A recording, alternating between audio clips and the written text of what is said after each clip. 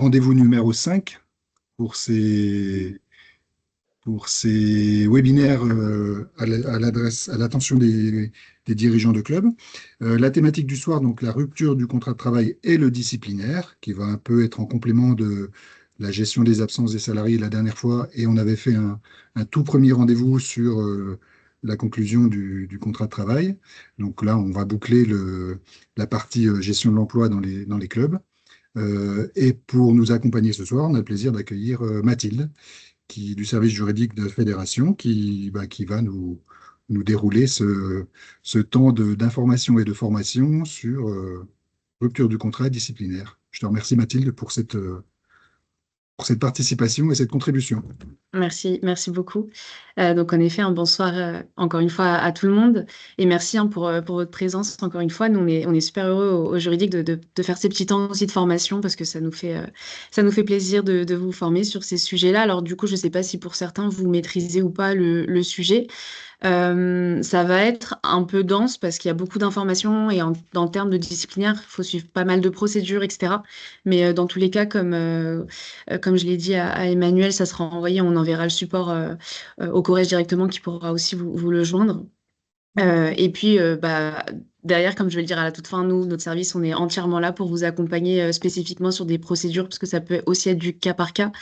Donc voilà, donc l'idée ce soir, c'est de prendre les gros points.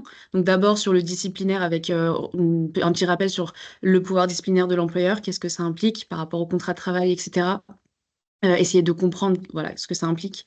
Ensuite, on verra une partie sur la rupture du contrat à l'initiative du salarié, une partie sur bien sûr l'initiative, enfin, la rupture du contrat à l'initiative de l'employeur, parce qu'on verra du coup comme ça on peut mettre un peu dans les cases les différentes modes de rupture qui existent et ça peut aussi parfois aider de classer un peu comme ça aussi. Et ensuite on verra à la fin. Donc on a plutôt mis ça à la fin, la rupture conventionnelle, parce que c'est ni vraiment de l'employeur ou salarié, on parle d'une rupture d'un commun accord. Donc c'est sur ce sujet-là qu'on va sur son programme qu'on va suivre ce webinaire ce soir. Donc voilà, pour commencer, du coup, le pouvoir disciplinaire de l'employeur, qu'est-ce que ça implique? En fait, il faut repartir du contrat de travail. Alors, j'ai pas précisé, mais bien sûr, si vous avez des questions, soit vous passez par le chat, soit vous levez la main. Sinon, il y a un temps de questions à la fin, mais si 1 heure et demie, ça fait long, il y aura beaucoup d'informations, il y aura peut-être des temps de questions. Voilà, n'hésitez pas, il n'y a pas de souci. Donc sur le contrat de travail, hein, bien sûr, on parle d'un contrat qui est signé entre un employeur et un salarié. Donc là, typiquement, les animateurs sportifs pour les clubs et vous, membres du bureau. Et donc, ça implique, comme pour dans le privé, hein, parfois aussi, c'est une notion qui ressort beaucoup. Beaucoup de salariés ou parfois de membres des bureaux nous disent, bah oui, mais on fonctionne pas comme dans le privé. En fait, si, c'est un peu comme une entreprise privée. C'est juste que c'est des petites entreprises pour certains, parce qu'on n'a pas beaucoup d'énormes gros clubs, mais ça peut arriver, hein. Et en fait, tout fonctionne comme une entreprise normale. Donc, le contrat de travail avec un lien de subordination. Donc, le salarié qui signe son contrat intermittent, il sait qu'il est subordonné à l'employeur, donc les membres du bureau, bon, spécifiquement les présidents ou présidentes. Et donc, il y a vraiment une autorité qui se joue dès lors avec des ordres, des directives, un pouvoir de contrôle qui peut être fait sur ces animateurs. Donc là, parce qu'on les parle des clubs, mais sinon sur les salariés en général. Et donc, en tant qu'employeur, vous avez le pouvoir de sanctionner les manquements de vos salariés. Et donc, on verra hein, pour à chaque fois faire le lien, on verra quelles sanctions et de quelle manière on peut sanctionner les salariés. Donc, deux autres obligations qui découlent du contrat, c'est l'obligation de loyauté. Donc, ça peut paraître logique, mais en fait, il faut réaliser le contrat de travail de bonne foi, que ce soit côté employeur et salarié. Et c'est pas tout le temps le cas, en fait. Donc, c'est vrai que c'est important de le rappeler aussi, notamment parfois pour le salarié, quand il peut avoir un rappel à l'ordre, c'est que dans le cadre de ton contrat que tu as signé, tu es notre salarié, tu dois faire ce travail et donc tu as une obligation de loyauté aussi envers nous. Sur l'obligation de discrétion, c'est un peu plus, j'allais dire, compliqué pour les animateurs sportifs, parce qu'il n'y a pas vraiment de secret, hein, mais c'est aussi une obligation qui existe dans le cadre des contrats de travail. Donc, interdiction de divulguer des informations confidentielles auxquelles le salarié a accès dans le cadre de ses fonctions. Donc, bon, voilà, parfois, on parle souvent des procédés chimiques ou quand il y a des entreprises qui déposent des brevets, etc. Ça peut être ça. Là, on n'est pas dans ce cadre-là, mais voilà, faut aussi le savoir. Donc, pour rester sur le disciplinaire, c'est possible d'avoir des sanctions. En tout cas, l'employeur peut donner des sanctions aux salariés. Et donc, la sanction, ce qu'il faut savoir en droit du travail, c'est une, euh, une observation qui est écrite. Elle ne peut pas être verbale. Donc, si jamais vous faites un reproche au salarié qui est oral, bah, ça ne fonctionnera pas. Si ce n'est pas écrit, ça ne sera pas considéré comme une sanction. Voilà, donc bien sûr, hein, il faut que ce soit lié à un agissement fautif du salarié. Là, sur l'agissement fautif, on verra aussi que c'est une appréciation à avoir, parce que la loi, elle donne pas de liste en fait de sanctions. Bien sûr, maintenant, enfin, quand on parle de sanctions, vous connaissez l'avertissement, le blâme, parfois peut-être que on verra, hein, vous avez peut-être entendu parler des mises à pied, etc. C'est des sanctions qui sont aujourd'hui ancrées, mais concrètement, dans le Code du travail, il n'y a pas de liste fixée. Donc voilà. Donc, ce qu'il faut retenir, c'est que pour que ça constitue une sanction juridiquement, ça doit être un écrit qui émane de l'employeur euh, pour sanctionner le salarié. Ça peut être par mail, donc c'est ce que j'ai mis, hein, la mise en garde orale.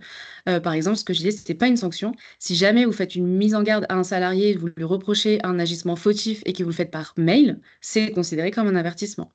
Donc, et là aussi, on verra que ça peut avoir des conséquences sur. Bah, faut faire attention parce que ça peut avoir des conséquences sur le contrat de travail du salarié. Donc, ce que je disais, hein, c'était pas de liste légale de sanctions. Il faut que ce soit une abstention volontaire, bon, ça paraît aussi logique, ou un acte positif du salarié, le comportement fautif. On ne peut pas sanctionner un salarié à titre préventif, donc c'est-à-dire en prévention de l'acte qu'il va faire ou ne pas faire, parce qu'on ne peut pas savoir par définition. Je le sanctionne au cas où, bah, ça ne fonctionne pas. Et bien sûr, la sanction doit être proportionnelle à la faute commise. Donc, par exemple, si le salarié a, on va dire, insulté son collègue, bah, si vous le licenciez pour faute grave, ça peut poser question. On va se dire que c'est pas forcément proportionnel s'il a fait que ça, de le sanctionner pour faute grave. Voilà. Donc là aussi, c'est une appréciation à avoir en fonction du contexte qui se passe dans l'association. C'est pour ça qu'on vous dit souvent, bah, très du cas par cas. Et pour ça, nous, le service juridique, on vous demande les éléments quand il y a un dossier comme ça. Vous allez voir qu'il y a aussi des délais à respecter. Donc, c'est pour ça que nous, on essaye d'appréhender et d'avoir tout le contexte dans sa globalité pour voir ce que derrière on peut faire. Parce qu'aussi, il y a des sanctions qui sont prohibées. Donc là, c'est aussi prévu par le Code du travail. Enfin, c'est plutôt prévu par le Code du travail. Donc, les sanctions interdites, hein, c'est les sanctions pécuniaires, concrètement, retirer de l'argent aux salariés. Alors, on verra pourquoi dans le cadre d'une absence, hein. Si l'absence n'est pas justifiée, sanction pécuniaire, ce serait bah, sur, par exemple, l'heure où il n'est pas venu dans le mois. Bah, bien sûr, là, vous avez le droit de retirer son heure, ça c'est possible. Les sanctions pécuniaires, on le verra, il y aura des cas pratiques hein, que je vous fais faire pour pas que ce soit un cours magistral, j'ai envie de dire. Bah, c'est par exemple le salarié qui va faire une faute et donc il aura un avertissement et on décide à la suite de cet avertissement, vu qu'il s'est mal comporté, de lui supprimer une partie de son salaire. Ça, c'est pas possible. Donc voilà. Discriminatoire aussi, hein. Alors on n'a jamais eu le cas, mais c'est interdit en tout cas de sanctionner pour motif discriminatoire, ce qui semble logique parce que la loi interdit bah, simplement de discriminer les salariés, ou en tout cas les personnes hein, d'une façon générale. Et il y a aussi le principe donc, qui peut paraître compliqué, donc le non bis in idem, c'est tout simplement le fait qu'on ne peut pas sanctionner un salarié deux fois pour le même fait. Voilà, donc la loi elle est assez protectrice en fait du salarié par rapport à ça. Donc typiquement, on ne peut pas le licencier si on a averti un salarié. C'est ce que je disais tout à l'heure sur l'avertissement et la conséquence sur le contrat. Si jamais vous avez donné un avertissement à votre salarié pour un fait et qu'il n'y a pas eu de fait nouveau qui s'est produit ensuite et vous le licenciez pour le même fait, alors ça ne sera pas possible. Il pourra tout à fait contester son licenciement. Voilà, il faut absolument qu'il y ait un fait nouveau par rapport à ça. Et également, des faits différents ne peuvent pas aboutir à deux sanctions si l'employeur connaissait les deux faits à la première sanction. Ça aussi, c'est un élément à prendre en compte. Donc voilà, c'est important à savoir dans le cas des sanctions à mettre ou ne pas mettre aux salariés. Comme je le disais, hein, les sanctions possibles, c'est celles qu'on retrouve en général. Donc l'avertissement avec le blâme, hein. Donc typiquement, on écrit au salarié, on lui reproche les faits et on lui dit, on te met un avertissement pour ce motif-là, pour ce fait-là. La spécificité de l'avertissement, c'est que dans la procédure, il n'y a pas d'entretien préalable. On verra après pour les différentes autres sanctions. Il n'y a pas un entretien préalable qui est nécessaire. Vous pouvez adresser l'avertissement au salarié directement sans passer par l'entretien avant. Ensuite, il y a les mises à pied. Alors, la mise à pied conservatoire, c'est pas une sanction, mais on la met aussi parce que on peut la retrouver et qu'il peut y avoir aussi euh, cette confusion entre la mise à pied disciplinaire et la mise à pied conservatoire. La mise à pied conservatoire, si elle n'est pas disciplinaire, bah, dites-vous que c'est pas une sanction. C'est simplement temporairement l'employeur qui va suspendre le contrat du salarié en attendant de prendre une sanction définitive, une décision qui est définitive. Et très souvent, dans le cadre des mises à pied conservatoires, c'est un licenciement. Donc voilà. Sur la mise à pied disciplinaire, donc c'est une sanction pour le coup, et c'est simplement l'employeur qui va suspendre le contrat du salarié. Voilà, donc ça peut arriver. Il peut y avoir aussi, bon, c'est jamais arrivé, mutation ou rétrogradation. Donc la mutation, c'est concrètement, bah, ça peut se passer dans les grands groupes où le salarié il va être muté dans un autre site. Ou rétrogradation, bah, en fait, tu descends d'un échelon dans ta qualification. Ça aussi, on l'a jamais rencontré, heureusement, mais c'est des sanctions qui existent en tout cas. Et il y a également les licenciements pour faute. Donc, il y a des degrés de faute, hein. Faute simple, faute grave et faute lourde. Donc, la faute simple, c'est concrètement cause réelle et sérieuse, hein. C'est une faute qui n'est pas considérée comme grave parce que la faute grave, c'est la faute qui empêche le maintien du salarié dans l'entreprise. Donc, c'est la définition qui est donnée. Ça empêche le salarié d'être maintenu dans l'entreprise. Donc, la faute simple, ça peut être des absences, par exemple, répétées. Ça peut être. Enfin, de toute façon, j'ai mis vous aurez un tableau hein, d'exemples pour à chaque fois savoir si oui ou non on rentre dans le cas. Et puis, encore une fois, ça dépend aussi du contexte. Et la faute lourde, c'est vraiment très, très rare. C'est vraiment quand il y a une volonté de nuire à l'entreprise ou à l'employeur. Donc, et puis, on n'a jamais traité de cas de faute lourde au service juridique, mais ça peut arriver. Voilà. Tout à l'heure, je vous parlais de délais. Donc, sur les délais, il faut savoir qu'il y a plusieurs délais à connaître, hein. Le premier, c'est la prescription. C'est assez important pour le coup parce que c'est un délai qui est assez court finalement, c'est 2 mois. À partir du moment où l'employeur, donc vous avez connaissance d'un fait fautif du salarié, vous avez 2 mois à compter du jour où vous en avez eu connaissance pour le sanctionner. Sinon, vous ne pourrez plus. Avec la petite précision que si le salarié est en arrêt maladie ou en accident de travail, le délai n'est pas interrompu, donc il continue à courir. Donc ça, c'est un délai qu'il faut prendre en compte parce que 2 mois, finalement, ça peut passer vite. Et donc voilà, au bout de 2 mois, vous pourrez plus sanctionner. Ensuite, il y a le second délai à connaître, c'est notamment pour quand il y a une faute, hein, l'entretien. Si vous avez un entretien avec le salarié, enfin là, typiquement, si vous avez par exemple un licenciement pour faute grave, vous avez un entretien préalable avec le salarié, vous avez 1 mois à compter de l'entretien pour le sanctionner. Donc ça aussi, 1 mois, c'est relativement court, donc c'est aussi un délai qu'il faut connaître. Et la spécificité de l'avertissement, ce que je disais, hein, c'est qu'il est dispensé d'entretien. Donc, par exemple, pour l'avertissement, vous avez 2 mois si vous donnez un avertissement à votre salarié pour le mettre, à partir du jour où vous en avez connaissance. Ça aussi, c'est important, le point de départ du délai, c'est le jour où vous en avez connaissance et c'est pas le jour de la faute commise par le salarié. Ça peut être des jours différents. Voilà. Donc, pour la petite mise en situation, je vous ai mis un petit cas pratique. Donc, vous avez votre animateur, Emeric, arrive régulièrement en retard à ses cours. Donc, déjà, après un retard de 20 minutes le 31 mars 2025, vous lui avez fait remarquer oralement. Et vous apprenez le 2 juin 2025, donc hier, par des adhérents, qu'il a eu des nombreux retards au mois de mai. Est-ce que vous pouvez sanctionner Emeric pour ses retards de mars et de mai, avec tout ce que j'ai présenté? Je ne sais pas si du coup vous voulez prendre la parole ou s'il y a une conversation. J'ai pas accès à la conversation en fait, je la vois pas. Hop. Moi, je vois la conversation et pour le moment, ça ne réagit pas. D'accord. Alors, Alors, réponse au problème posé. la réponse. Donc, Sur le retard. Mai, oui, mars, non. Alors on pourrait sanctionner pour les retards de mai, mais pas pour ceux de mars. Ok, Pas mars, plus de 2 mois. Donc ok, voilà, il y a un petit consensus là-dessus. On ne pourrait pas sanctionner mars, mais on pourrait sanctionner mai. d'accord. Bah, c'est plutôt des bonnes réponses, hein, finalement. Eh ben voilà. Donc c'est très bien. Donc en effet, hein, vous partez direct sur le délai de 2 mois. Sur mars, bah, vous voyez que le délai est dépassé. La petite subtilité aussi, c'était le fait que bah, vous l'avez fait remarquer oralement. Donc là, vous pouvez dire, bah, OK, il n'y a pas de sanction qui a été prise parce que c'était oral. Donc ça ne peut pas être considéré comme, par exemple, un avertissement. Donc je peux encore le sanctionner. Bah, là, vous avez bien répondu non pour le 31 mars parce que le délai de 2 mois est passé. Par contre, en effet, pour le mois de juin, bah, vous avez 2 mois à compter du 2 juin pour sanctionner le salarié. Voilà, donc c'était une bonne réponse. Et si jamais vous voulez mettre un avertissement, parce que c'est vrai que licencier sur ce motif-là, ça semblerait, enfin, c'est léger. Typiquement, dans les cas comme ça, c'est un avertissement. Vous pouvez enfin, directement enfin, ouais, mettre un avertissement au salarié sans passer par un entretien préalable. Deuxième petit cas de mise en situation.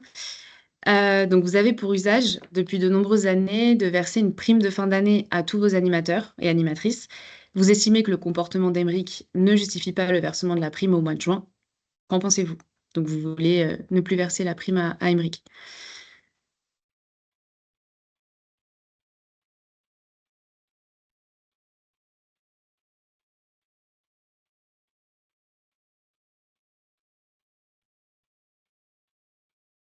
J'ai pas non plus accès au chat, donc si jamais il y a des réponses, je suis preneuse.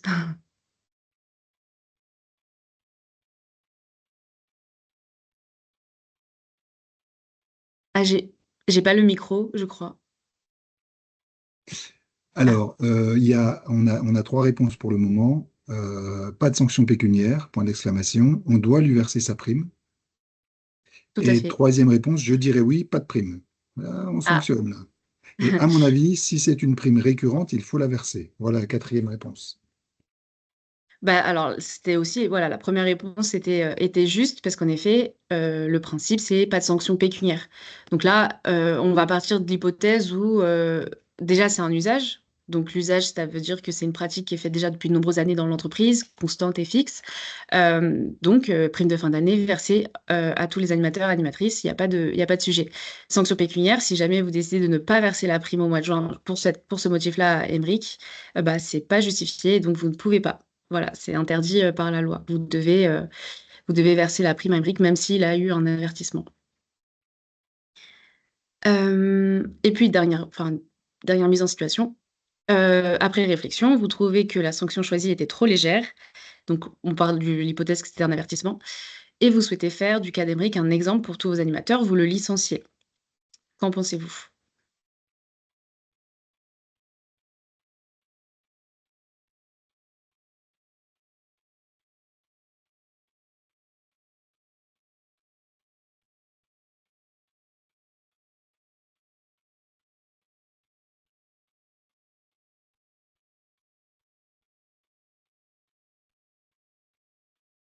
Alors, il y a une première réponse, faute légère, pas de licenciement. Mais je crois que c'est partiellement la bonne réponse. Moi, je vais répondre pour avancer un peu, pour pas perdre trop de temps. Ouais. Bah, alors là, on parle sur le principe, qui était, assez compliqué, On peut à pas lire, ce faire qui peut faire pas de peur, double le sanction principe pour un du même motif, là, c'est ça ouais, le non bis le- in idem, donc interdiction de sanctionner 2 fois, un salarié pour le même, fait et donc là, vous pouvez pas revenir sur votre avertissement. C'est pas possible de le licencier. Si jamais, vous le licenciez, il pourra tout à fait contester, son licenciement. Même avec la VAR, on peut pas dire on annule le carton jaune, mais on met un carton rouge. C'est pas Non. possible. Voilà. Non. Voilà, donc c'était pour le disciplinaire, un peu le petite introduction. Et maintenant, on va passer à la rupture à l'initiative du salarié. Donc, il y en a 2, les principales, donc la démission et le départ à la retraite. Donc sur la démission d'abord, hein, hem, c'est à l'initiative du salarié, comme on l'a dit. Ce qui est important à connaître, c'est que ça se présume pas, la démission. Il faut vraiment avoir un écrit du salarié. Heu et qui doit avoir un caractère clair et non équivoque, cet écrit. C'est-à-dire que vous ne devez pas avoir de doute sur la volonté du salarié de démissionner. C'est pour ça qu'en général, quand on est sollicité au service juridique sur des cas de démission, on demande parfois l'écrit du salarié, parce que des fois, la démission, elle est orale et elle peut être orale en soi. Mais pour des questions de preuve, nous, on demande un écrit, en fait, on conseille toujours l'employeur d'avoir un écrit, quitte à ce qu'il écrive 2 lignes pour dire je démissionne de mes fonctions. Il n'a pas besoin de se justifier. Mais c'est simplement pour que ce soit clair et non équivoque. Si jamais demain il y a un souci, on saura que le salarié a librement exprimé et clairement sa volonté de démissionner. Il peut le faire à tout moment et l'employeur, il peut pas refuser la démission.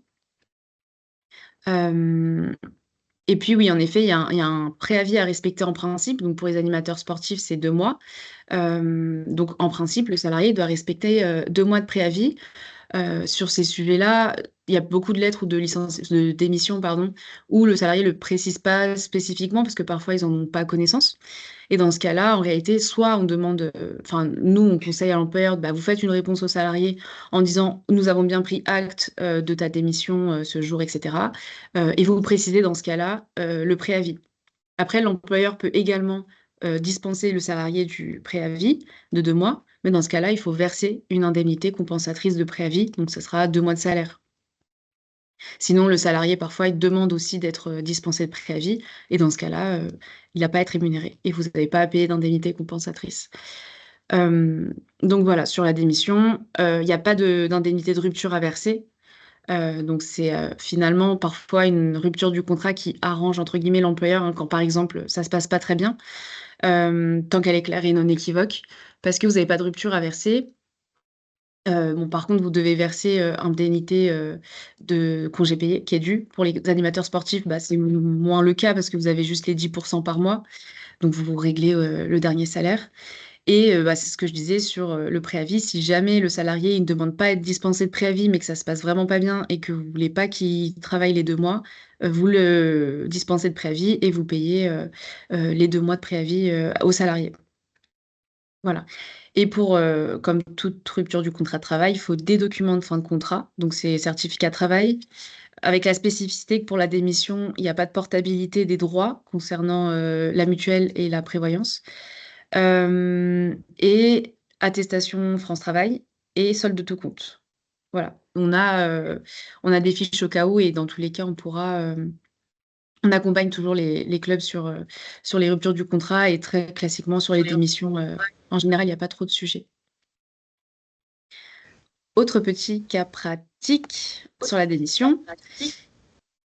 Donc, vos salariés vous adressent le mail suivant. Donc, bonjour, dans le contexte actuel et au regard de nos relations, je vous informe qu'à compter de juillet 2025, je compte me consacrer à d'autres projets personnels. Bien à vous. Alors, est-ce que selon vous, cette démission est valable?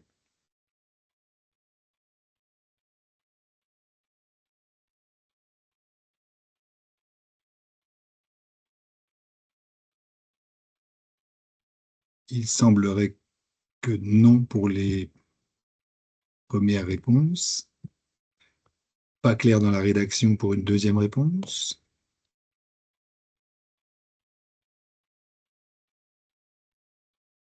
Voilà, ça semble pas Ok. suffisamment explicite. C'est tout à fait ça. Alors, en soi, tel quel, vous pourrez très bien dire, OK, bah, il démissionne et il veut se consacrer à d'autres projets, pourquoi pas, on va lui faire ses documents de fin de contrat en disant: «On a bien pris en compte ta démission».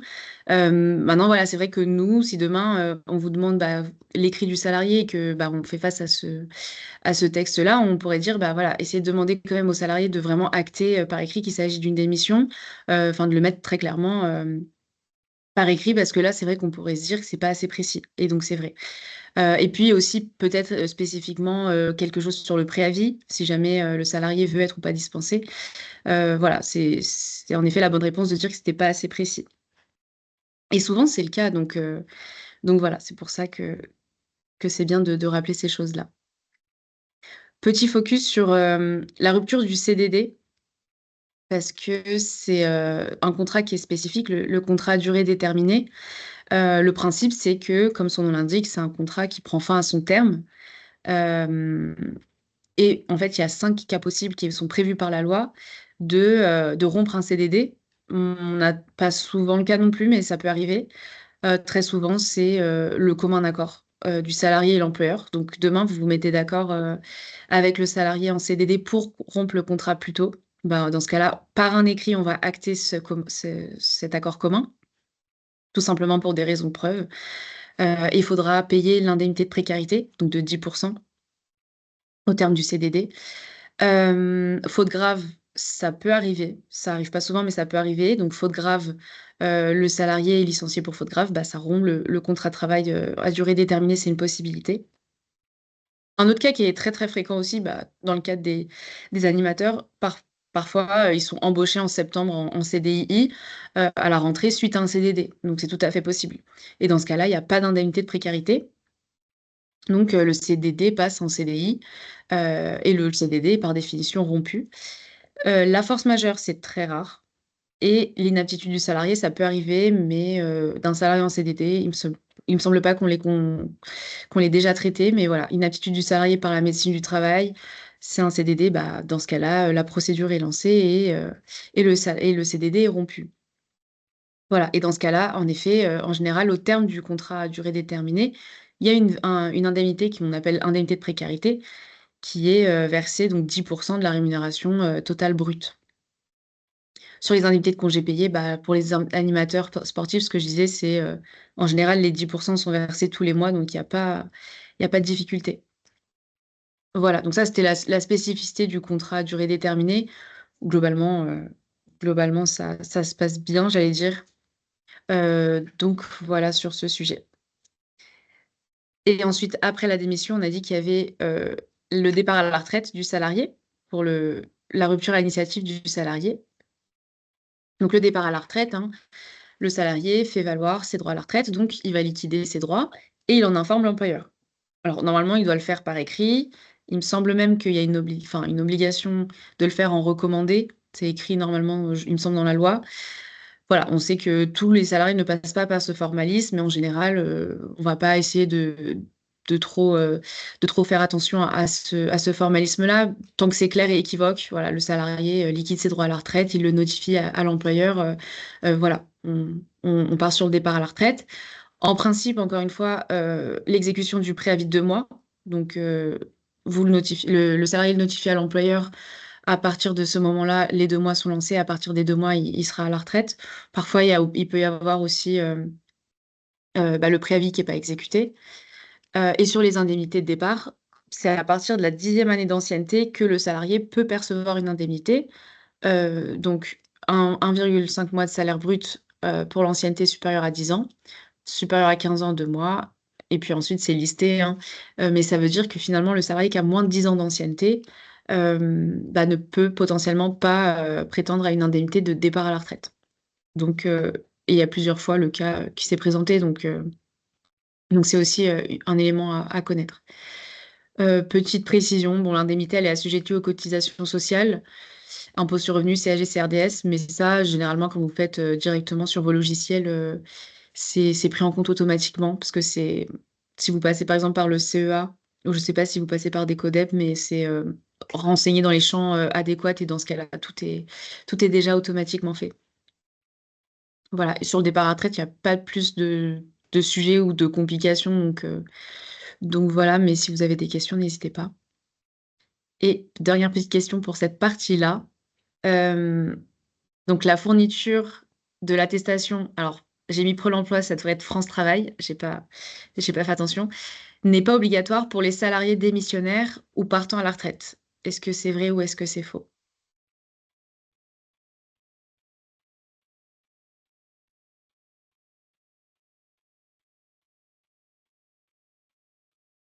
La première tendance nous dirige sur le faux. Y a-t-il une Ouais, autre c'est faux. tendance? Non, pour le moment, on est à 100% sur du faux. OK. Bah, c'est une bonne réponse. En Voilà. effet, hein, c'est une obligation légale, donc il faut en effet fournir, l'attestation France Travail. Ça fait partie des documents de fin de contrat. Donc voilà sur, la partie, rupture du contrat à l'initiative du salarié. Là, on va passer sur, la rupture du contrat à l'initiative de l'employeur, si vous avez pas de questions.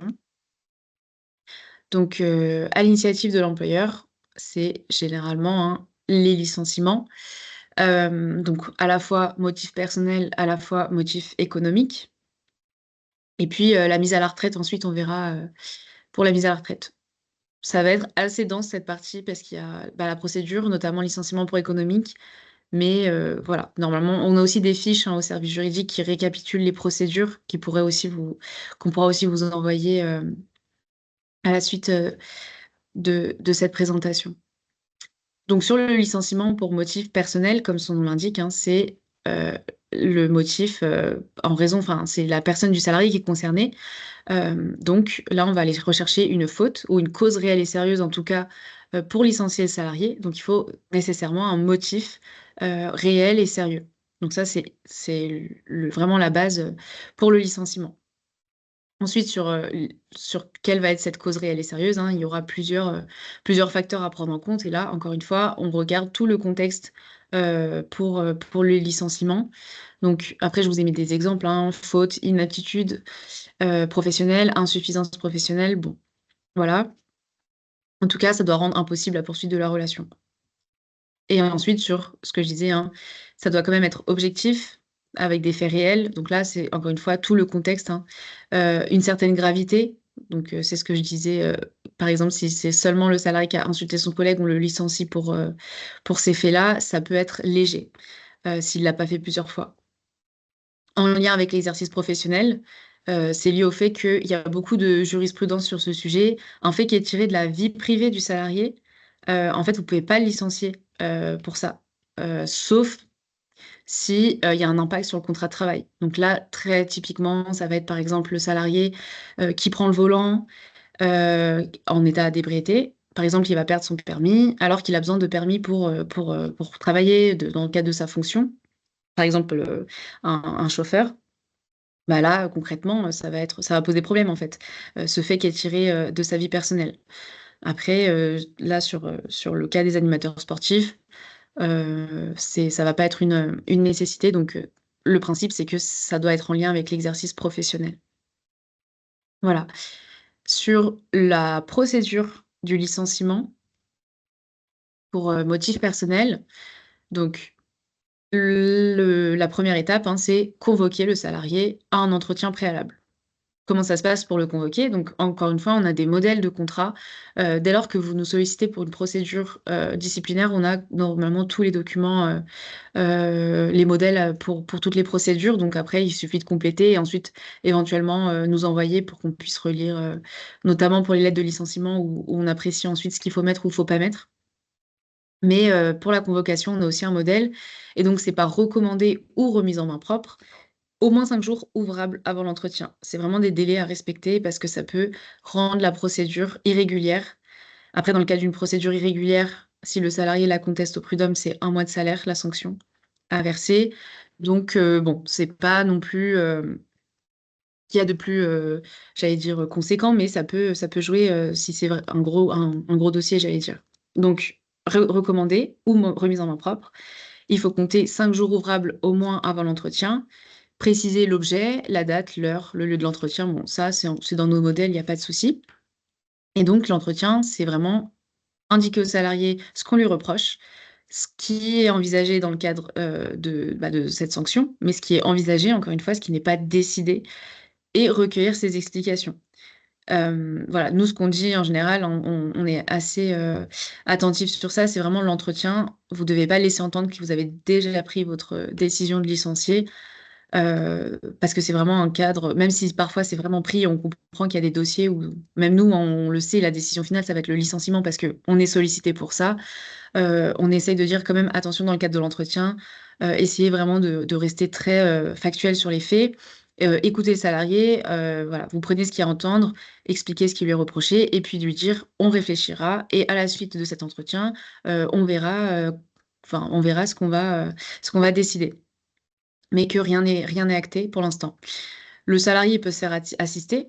Ça, c'est la loi qui le prévoit, hein. Il peut se faire assister soit par un salarié de l'entreprise, donc l'entreprise de l'association, soit par un conseiller extérieur. Donc, ce sont vraiment des personnes qui sont listées par décret, donc sur une liste qui est disponible à l'inspection du travail dans chaque département, hein.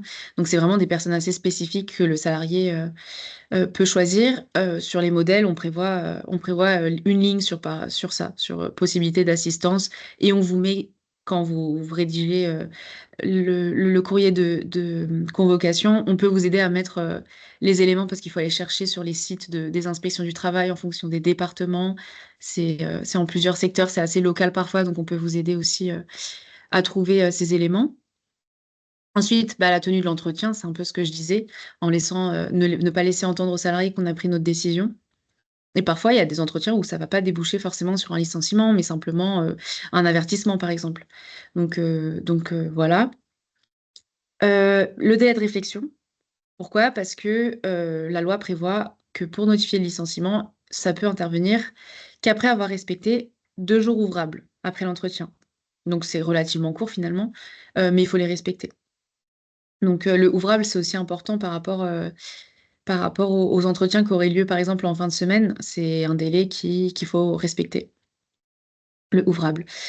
Et encore une fois, pour revenir sur le délai d'un mois dont je parlais au début de la présentation, donc le licenciement pour faute, ça peut intervenir qu'après un mois maximum, après le jour fixé pour l'entretien. Vous avez un mois. Sinon, vous ne pourrez plus le faire. Une autre spécificité à connaître, ça sera plus vraiment dans le cadre d'un contentieux s'il y a, et c'est rare qu'il y ait des contentieux, en tout cas que le salarié saisisse les prud'hommes. Nous, dans notre service, on a très très peu de dossiers de prud'hommes quand on regarde finalement au cours des saisons précédentes. C'est la lettre qui fixe en fait les limites du litige. C'est comme ça que l'on dit. Donc, elle énonce les causes du licenciement, mais il faut vraiment essayer de enfin, quand on rédige la lettre de licenciement, on est là aussi pour vous accompagner parce que c'est vraiment la lettre qui va fixer ces limites-là. Et donc, il faut mettre ce qu'il faut mettre dans la lettre de licenciement et pas oublier certaines choses parfois. Donc voilà. Mais sur ces sujets, c'est encore une fois très très au cas par cas. Donc, s'il y a un sujet, n'hésitez pas dans tous les cas à nous solliciter. Le préavis, c'est relativement le même, sauf que là, il faut tenir compte de l'ancienneté du salarié. Donc, pour la démission, on parlait de préavis de 2 mois. Pour la retraite, préavis de 2 mois. Le licenciement, dites-vous que c'est assez spécifique. On part pas tout le temps sur 2 mois. En fait, il faut savoir si le salarié a plus ou moins 2 ans d'ancienneté. Si le salarié a moins de 2 ans d'ancienneté, le préavis, il est d'1 mois. Et ça, même si c'est un animateur sportif. Voilà, c'est une petite spécificité à connaître pour le licenciement. Donc voilà, supérieur à 2 ans, c'est 2 mois. Le préavis, la dispense possible, c'est exactement la même chose. Donc possibilité de dispenser le salarié de préavis. Par contre, il faut verser l'indemnité compensatrice de préavis, donc qui correspond au salaire. Donc soit 1 mois, soit 2 mois. Et je vous ai mis un petit récapitulatif par rapport aux fautes, donc les fautes graves ou les fautes lourdes. Donc encore une fois, la faute grave ou lourde, c'est la faute pour la faute grave qui empêche le maintien du salarié dans l'entreprise. Donc pour la faute grave, il n'y a pas de préavis. C'est vraiment, il n'y a pas de dispense ou quoi, c'est vraiment pas de préavis, c'est la loi qui le dit, et pas d'indemnité compensatrice. Pareil pour la faute lourde, même si c'est assez rare. Donc faute lourde, pardon, quand le salarié veut nuire à l'entreprise ou à l'employeur, pas de préavis, pas d'indemnité compensatrice. Et c'est pour ça d'ailleurs que la plupart du temps, la faute, quand il y a un licenciement pour faute grave, le salarié, je dis dans le cadre général, pas forcément dans le cadre des associations sportives, les salariés, ils contestent plus facilement la faute grave envers une faute simple ou cause réelle et sérieuse pour pouvoir derrière avoir des indemnités plus élevées. Voilà. Sur l'inaptitude professionnelle ou non professionnelle, il y a une impossibilité, pareil, d'effectuer le préavis par définition, puisque le salarié est inapte. Par contre, la différence, c'est que pour l'inaptitude non professionnelle, donc l'inaptitude non professionnelle, c'est l'inaptitude du salarié qui va être constatée, mais qui n'est pas conséquente à, par exemple, un arrêt, un accident de travail professionnel ou une maladie professionnelle. C'est vraiment la différence avec l'inaptitude professionnelle. Il n'y a pas d'indemnité compensatrice pour l'inaptitude non professionnelle, mais la durée du préavis, elle est prise en compte pour le calcul de l'indemnité de licenciement. Donc ça, c'est un peu technique, mais dans tous les cas, c'est inscrit dans nos fiches également, dans tous les cas, pour le calcul. Ça vient dans un deuxième temps. Et pour l'inaptitude professionnelle, par contre, il faut payer une indemnité compensatrice qui est égale à l'indemnité en fait compensatrice de préavis, donc 1 ou 2 mois. Pourquoi cette différence? Parce que, entre guillemets, on part du principe que, comme c'est professionnel, l'inaptitude, bah, l'employeur, il doit quand même ce versement au salarié parce que c'est dans le cadre de ses fonctions qu'il a été déclaré inapte. Voilà.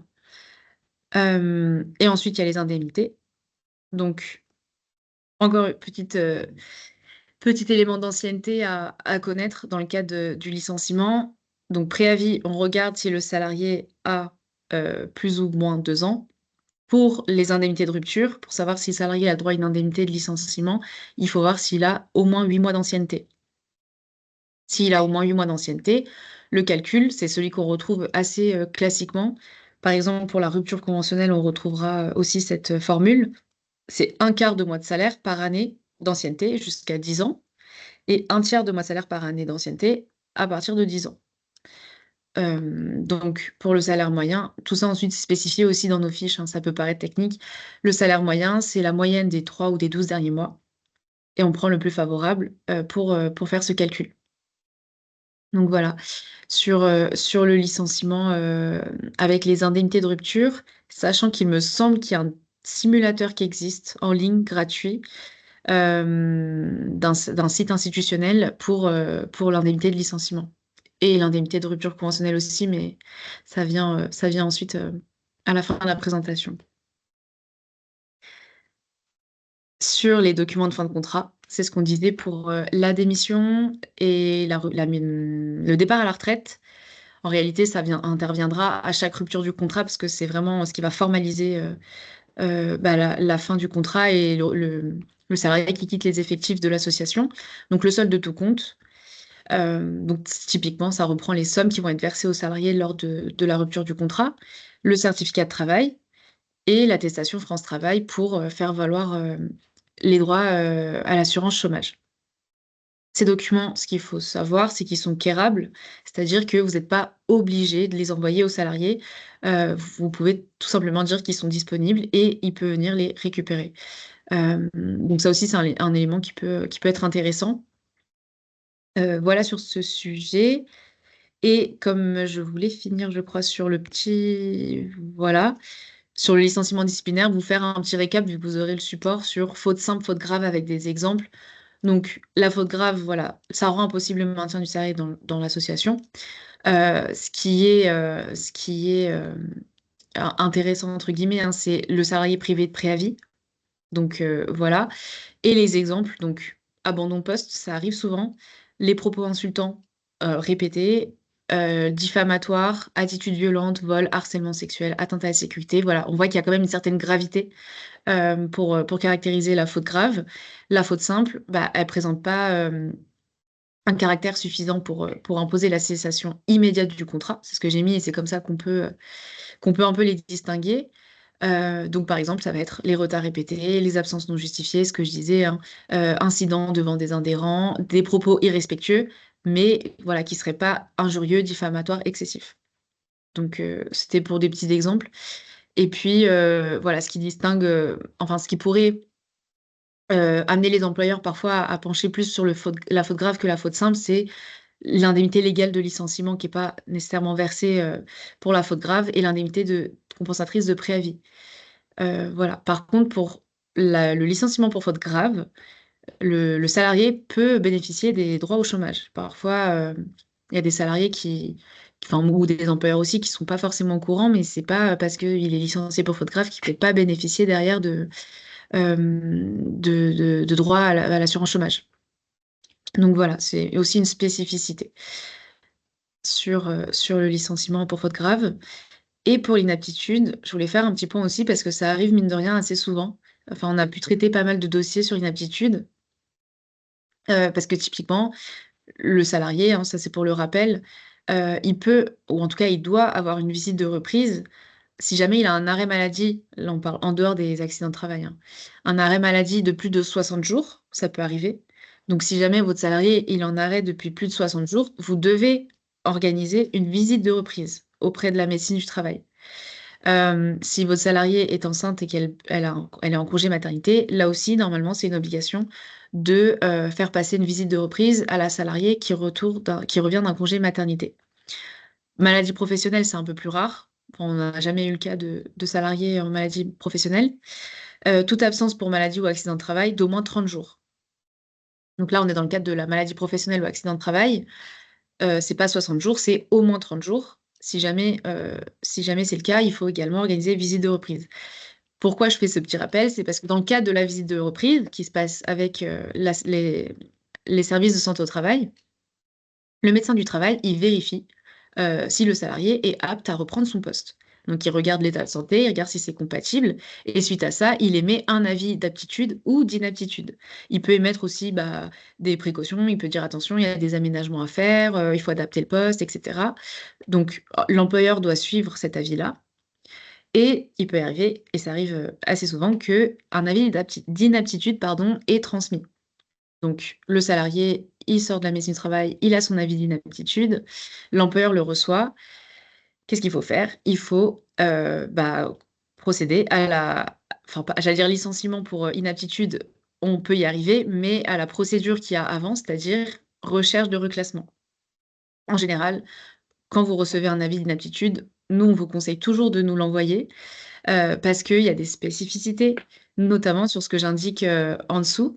Donc, le médecin du travail, il peut indiquer que tout maintien du salarié dans l'emploi est ou serait gravement préjudiciable à sa santé, ou que l'état de santé du salarié fait obstacle à tout reclassement dans un emploi.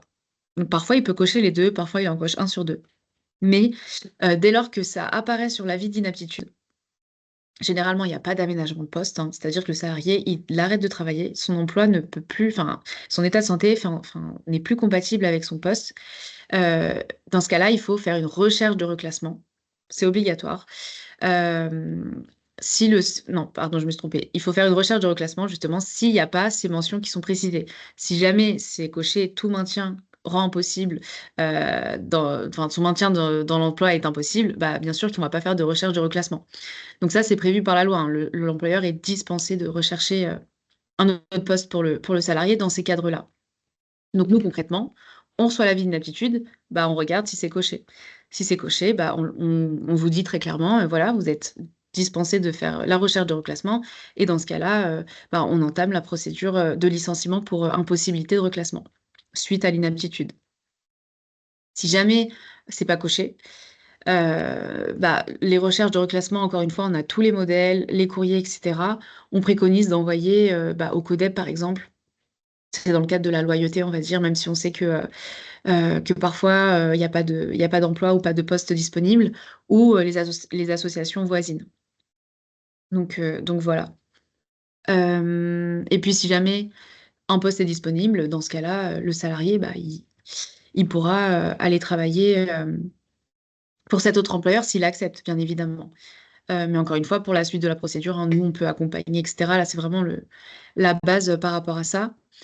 Et donc, ce que je disais, vous ne pouvez pas rompre le contrat de travail si jamais il n'y a pas cette impossibilité de reclassement ou si jamais vous n'êtes pas dispensé de reclassement par le médecin du travail. Voilà, c'est important que ce soit le médecin du travail parce que l'inaptitude, en fait, c'est vraiment le constat doit être fait par le médecin du travail, hein. Ça ne peut pas être un médecin généraliste.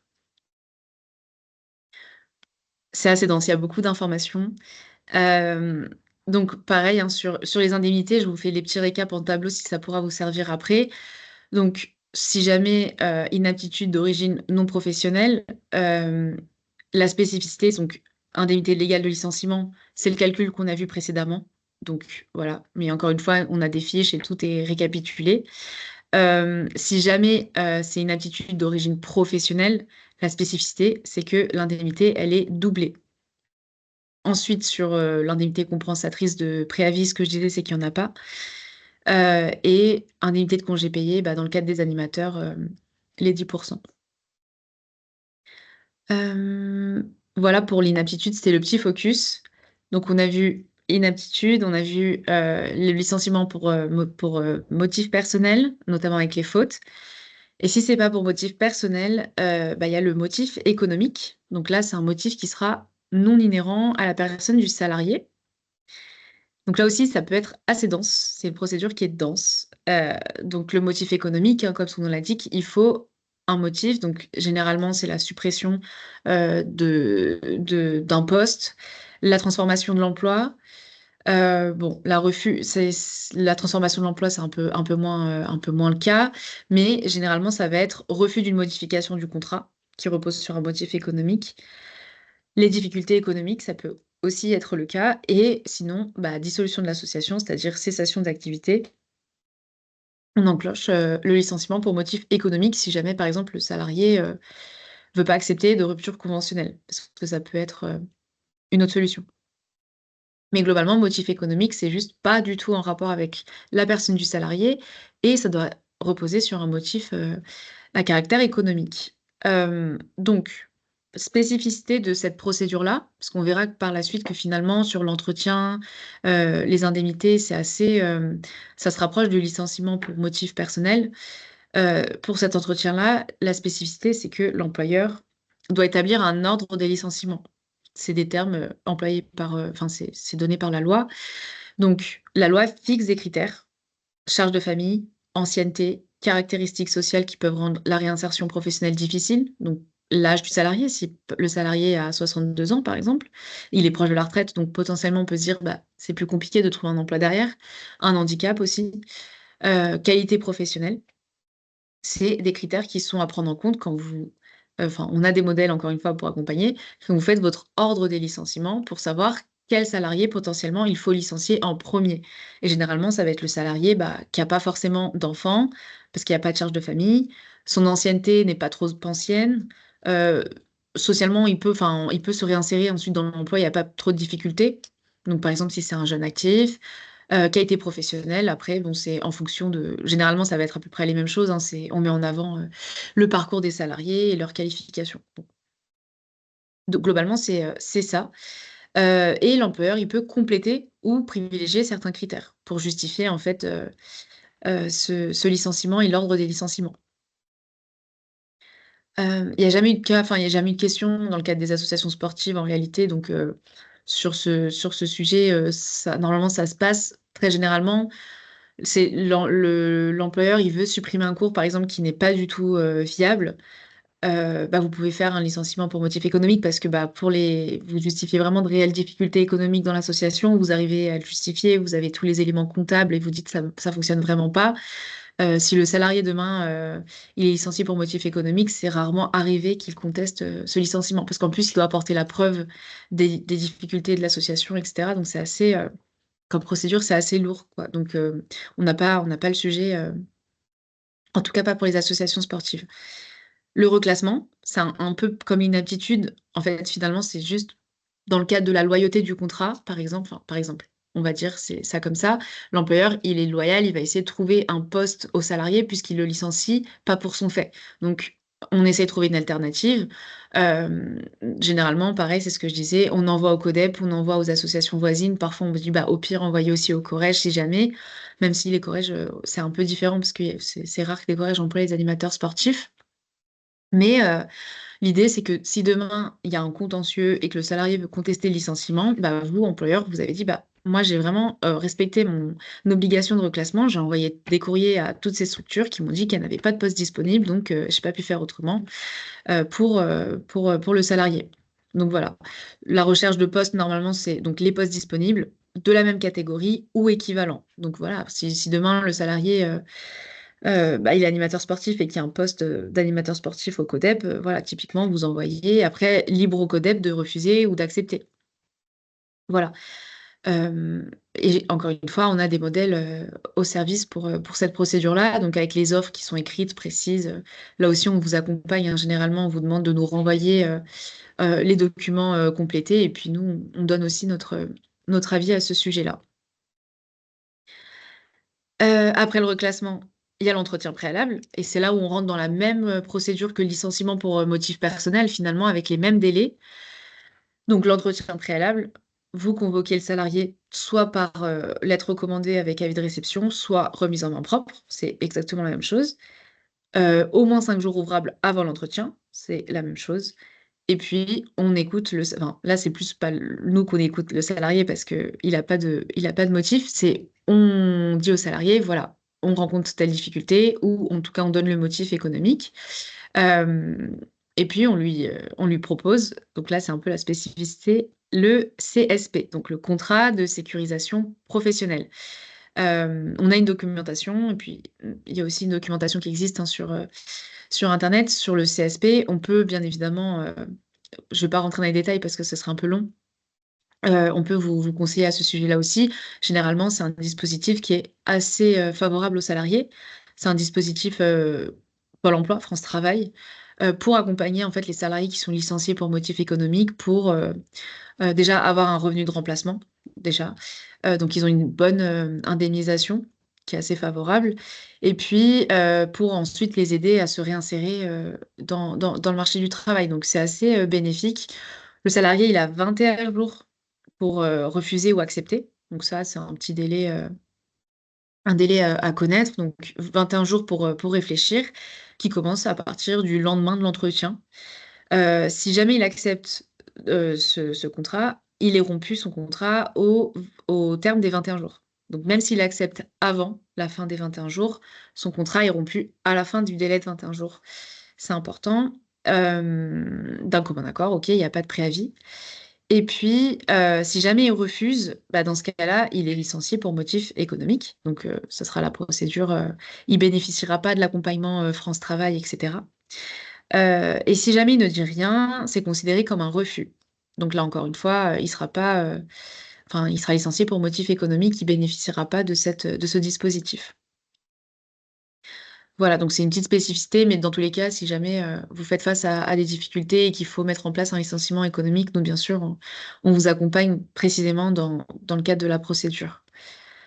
Notification, c'est pareil, à un détail près, c'est que l'employeur, il notifie au moins 7 jours ouvrables à compter de l'entretien préalable. Le licenciement, on n'est plus dans le cadre des 2 jours, donc 7 jours ouvrables. Et ensuite, sur les documents, nous, dans tous les cas, on vous envoie tout. Donc, la lettre de licenciement qu'on pourra relire éventuellement pour ajouter des éléments ou en retirer, etc. Et puis, on a un document aussi en parallèle pour envoyer toute la documentation sur ce que je disais, le contrat de sécurisation professionnelle. Donc, sur ça, normalement, il y a pas de souci. Dès lors que vous nous demandez, vous serez accompagné. N'ayez pas peur si vous relisez le support et que vous dites je me souviens plus, ça a été listé mais c'est pas assez précis. Nous, dans tous les cas, on a tout ce qu'il faut au service juridique. Ensuite, il y a dans la procédure hein, l'information à l'administration. Donc ça, c'est une petite formalité qui existe, mais on a le courrier pour l'envoyer à la directe. La directe, c'est en fait l'inspection du travail, hein. C'est les directions régionales. Donc dans les 8 jours qui suivent l'envoi des notifications sur les licenciements, le licenciement, parce que c'est rare que 2 salariés dans l'association soient licenciés, sauf si c'est une dissolution. Mais en tout cas, c'est assez rare. Et puis le préavis, c'est la même chose que pour le licenciement pour motif personnel. Donc, on regarde si le salarié a plus ou moins 2 ans d'ancienneté, avec les 1 mois et 2 mois. Donc, sur le principe du préavis, c'est également pareil hein, sur la dispense. Parfois, donc il doit être effectué, pardon, ça c'est le principe, mais parfois, bah, les choses font que vous pouvez le dispenser et donc il faut verser l'indemnité compensatrice. Les indemnités, c'est exactement la même chose que pour le licenciement pour motif personnel avec la même condition d'ancienneté et les documents de fin de contrat, c'est exactement la même chose aussi. Donc, attestation France Travail, solde de tout compte, certificat de travail pour le licenciement pour motif économique. Sur, petit point, la contestation du licenciement, c'était un petit point assez rapide, finalement, enfin, assez intéressant qui peut être soulevé. Donc le salarié, il peut contester, hein, dans tous les cas, le licenciement devant le conseil de prud'homme. Il faut juste savoir qu'il a 12 mois pour le faire. Donc à partir ah oui, de la réception de la lettre de licenciement, parce qu'on a eu, une jurisprudence récente, sur ce sujet. C'est vraiment pas à partir du moment où le salarié, enfin, où l'employeur a envoyé la lettre ou a notifié. On ne regarde pas la date du courrier, on regarde la date à laquelle le salarié a reçu la lettre. Donc ça peut être un jour différent, parce que si jamais vous l'envoyez par recommandé, il y a des délais postaux. Donc voilà, donc c'est 12 mois. Et puis, éventuellement, ça c'est ce que j'indiquais en début de présentation, le barème, ce qu'on appelle le barème Macron, c'est finalement un barème qui est fixé par la loi désormais, donc qui donne une indemnité minimale et maximale, hein, en fonction de l'ancienneté du salarié et dans le cadre d'un licenciement qui serait abusif. Donc, par exemple, c'est pas justifié, la cause n'est pas réelle et sérieuse. Donc, le salarié, par exemple, s'il a 3 ans d'ancienneté, il peut prétendre à une indemnité qui va entre 3 à 4 mois de salaire brut. Voilà, ça c'est un exemple. Après, enfin, le barème enfin, il est de toute façon indiqué vous pouvez le retrouver sur Internet assez facilement, mais il présente en fonction de chaque année d'ancienneté les modalités d'indemnité minimale et maximale. Voilà, ça c'était plus la petite précision au cas où ça peut être utile. Par exemple, nous, on s'en sert quand on fait des prévisionnels sur des indemnités que pourrait demander le salarié s'il y a une contestation, mais encore une fois, c'est assez rare. Donc voilà, sur le licenciement. C'était assez dense. Donc voilà, n'hésitez pas. De toute façon, j'ai prévu un point question s'il faut à la fin. Et s'il n'y a pas de questions, je passe à la mise à la Il retraite. il y avait juste une petite question aussi. Oui, Alors, il y en a une à laquelle tu as répondu par rapport au délai pour faire appel au prud'homme. Et il y avait une autre question, c'est pour le salarié en CD2I, le préavis peut-il courir sur les périodes non normalement travaillées? Exemple, juillet-août. C'est-à-dire qu'un salarié qui travaille du 1er septembre au 30 juin, voilà, ouais. s'il y a licenciement, est-ce que le préavis peut courir sur juillet-août? Oui, en principe, ça court sur juillet-août et c'est pour ça aussi que dans le cas des ruptures qui ont lieu en fin de saison sportive, donc pas juin par exemple, on essaye d'être vigilant par rapport à ça parce que c'est vrai que si demain vous voulez licencier le salarié, il faut tenir compte de juillet-août et le salarié en principe, vu qu'il travaille pas juillet-août pour la plupart, il faudra le dispenser par exemple de préavis, donc et payer en fait les 2 mois. Donc en effet, normalement, il faut prendre en compte ces éléments-là. C'était tout pour les questions. Je crois que c'est bon. Ok, Merci. top. Donc sur la mise à la retraite, c'est l'autre mode de rupture, hein, pour l'employeur. C'est pas très très courant, mais ça peut arriver. Donc c'est en fait dès lors que le salarié, vous avez un salarié par exemple qui a atteint l'âge légal à la retraite, il peut bénéficier de la retraite à taux plein. Vous pouvez lui proposer 3 mois avant l'anniversaire du salarié d'être mis à la retraite ou de partir à la retraite. Mais le salarié n'est pas obligé d'accepter, hein. Le salarié il peut partir à la retraite entre guillemets quand il veut. Et voilà. Sur la mise à la retraite, ça concerne les salariés qui ont atteint l'âge de 70 ans. Donc ça peut tout à fait arriver. Dans le cadre des clubs EPGV, on a parfois eu le cas. Et dès lors que les salariés a atteint l'âge de 70 ans, vous pouvez imposer au salarié de partir à la retraite. Donc c'est ce qu'on appelle la mise à la retraite. Donc pour la procédure, hein, il n'y a pas d'entretien. Bon, on a des courriers, mais vous devez notifier la mise à la retraite au salarié par écrit. Il y a le préavis de 2 mois qu'il faut respecter, comme pour le départ à la retraite. Et puis, il y a un versement d'indemnité, hein. Dans le cas de la mise à la retraite, c'est l'indemnité légale de licenciement. Donc, c'est les un quart de mois de salaire par année d'ancienneté ou les un tiers au-delà de 10 ans.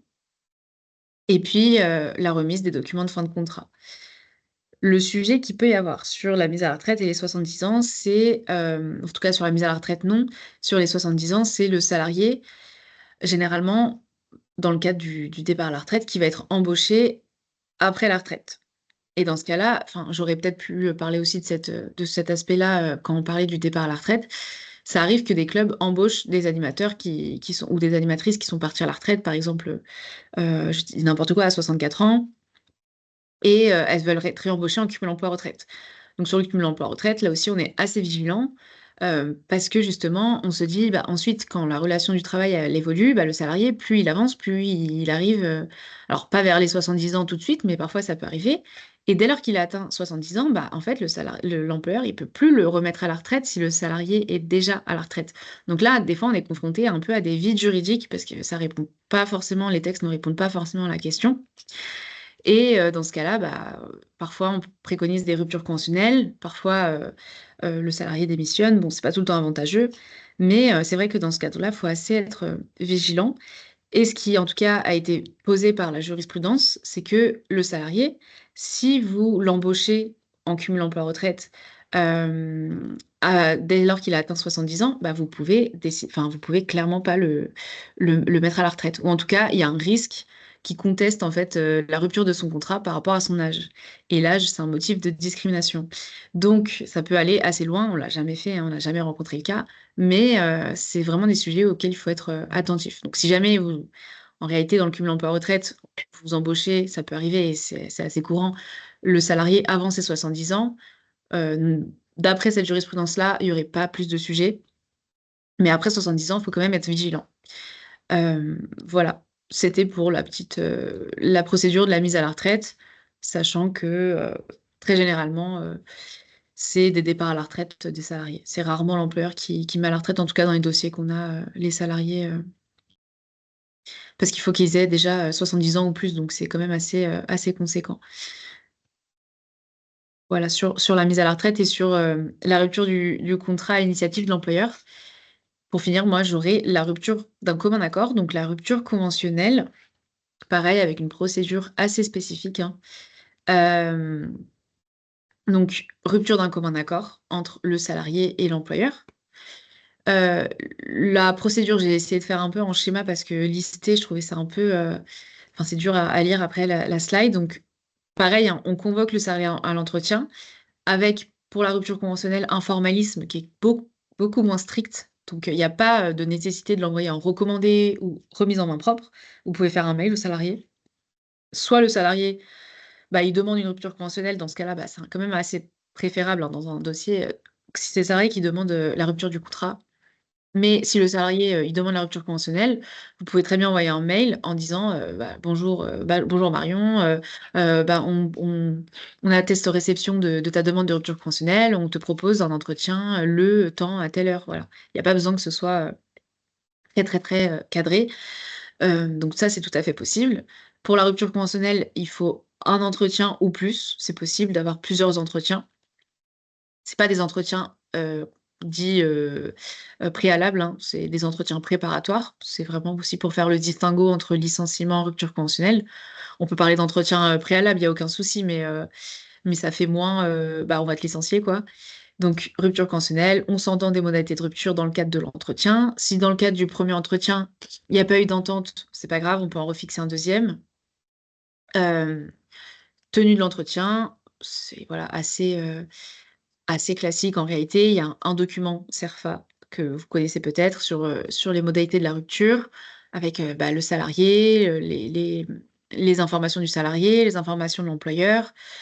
Généralement, bah, c'est le montant de l'indemnité qui va être négocié, sachant que le montant de l'indemnité, en fait, c'est le montant de l'indemnité légale de licenciement au minimum. C'est parce que la convention collective, elle prévoit pas de calcul spécifique pour la rupture conventionnelle, donc on prend l'indemnité légale, et donc c'est indemnité légale de licenciement, donc un quart de mois de salaire par année d'ancienneté pour les 10 premières années et un tiers de mois de salaire par année d'ancienneté pour les 10 années suivantes. Voilà.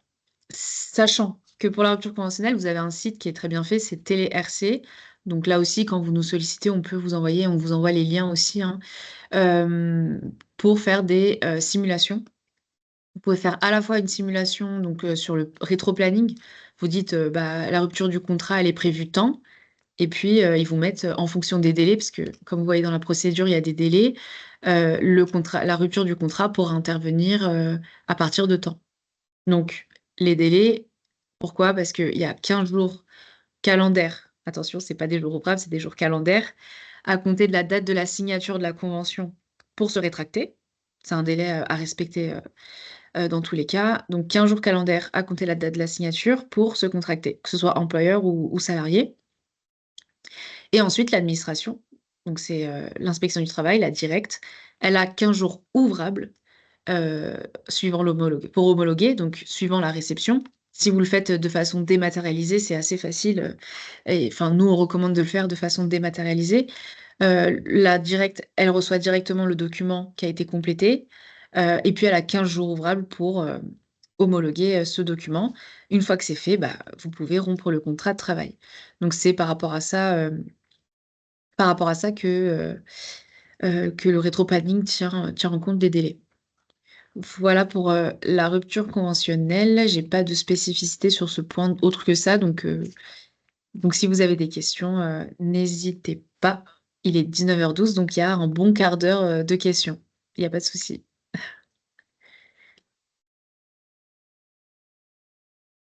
Merci pour tous ces éléments, Mathilde. Avec Je, plaisir. je n'ai pas vu de nouvelles questions apparaître dans la conversation, mais les micros peuvent s'ouvrir si vous le souhaitez. Mm.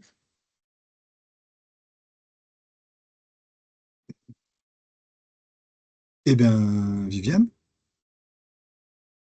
avec le micro, Viviane, avec le micro.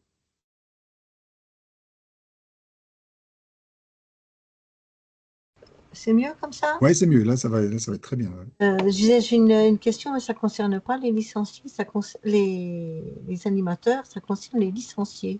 Mhm. Est-ce qu'on peut refuser l'adhésion à une licenciée? Là, ça dépend du motif. Là, j'aurais tendance à dire dans le cadre enfin, adhérent association, il faut regarder en réalité les statuts. Si jamais, je ne sais pas si c'est confidentiel ou pas, ce serait pourquoi le motif.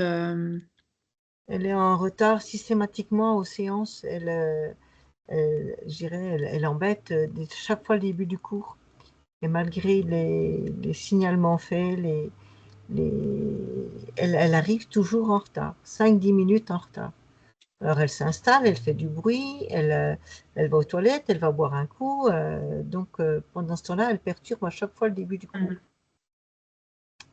Ouais. Il est plus Euh, facile de licencier un salarié que de licencier un licencié, si j'ai bien compris. c'est vrai.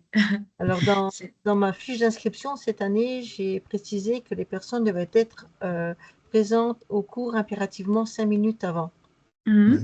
ça Ouais, passe par un règlement intérieur ou des choses comme ça à mettre en place. ouais, Ouais. c'est une des solutions. Après, c'est vrai qu'à terme, enfin, à force, vous pouvez essayer de jouer en effet sur bah, le respect des statuts et du règlement de l'association qui implique en effet d'arriver à l'heure et de pas systématiquement déranger les séances. Ça peut être un levier en effet. D'accord. Après, enfin, généralement, les statuts, en tout cas, nous, les statuts types qu'on a, ils prévoient quand même, mais je suppose que ça a été fait, une procédure contradictoire, c'est-à-dire on reçoit le licencié devant des membres du bureau. Enfin, parfois, ça peut être spécifique, hein, il y a des procédures qui sont prévues selon les statuts de l'association, mais par rapport à ce qui est prévu dans le statut, vous avez un levier pour soit bah, sanctionner, ça me paraît compliqué, mais en tout cas, Mm. exclure ou radier le membre, même si c'est temporairement, voilà, vous pouvez jouer sur ça. D'accord. Bah, merci beaucoup. Avec plaisir. On s'est un peu écarté de la relation employeur-salarié, mais moi, je n'ai pas d'autres questions, pourquoi pas. Hein. Alors, on a des merci dans le chat, on a des pas de questions, et on a Catherine qui est en train d'écrire.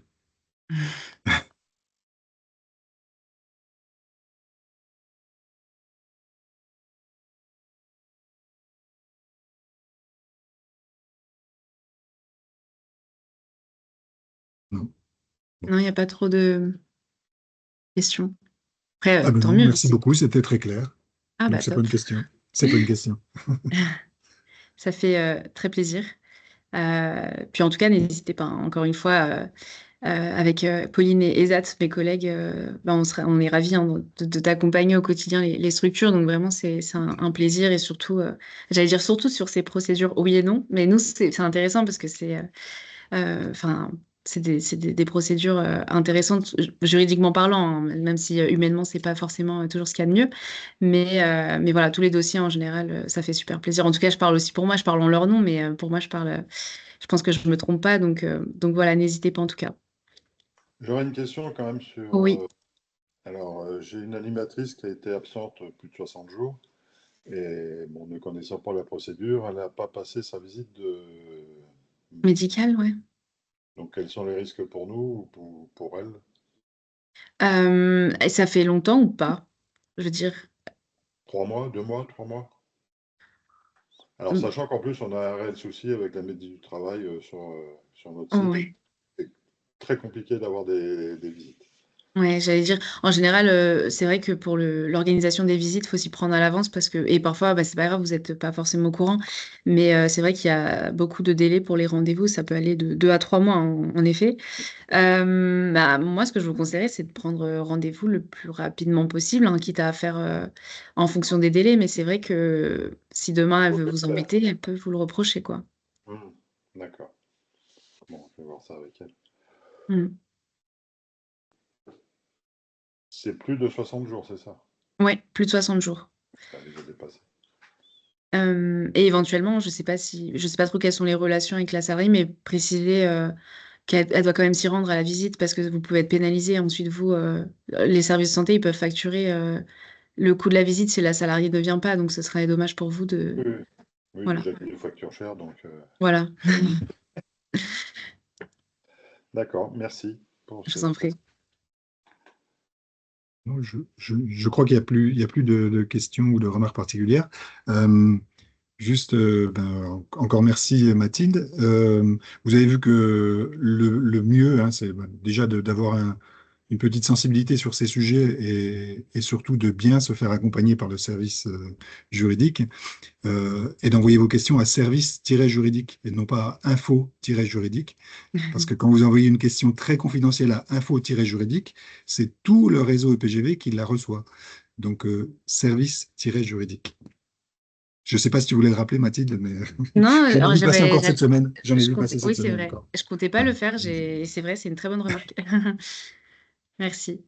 Surtout que c'est des dossiers un peu confidentiels, donc pas la peine d'arroser toute la galaxie Mhm. EPGV avec ces questions. C'est vrai. Bon, bien, merci à Mathilde, merci à tous pour votre participation. Et puis, ben, on va peut-être se dire bonsoir. Oui. bonsoir à Merci à tous tous et et à merci toutes. pour ce Merci beaucoup Avec, avec plaisir. et à très bientôt. À très À bientôt. bientôt. Merci à tous. Très bonne soirée. Au Bonne revoir. soirée. Au revoir.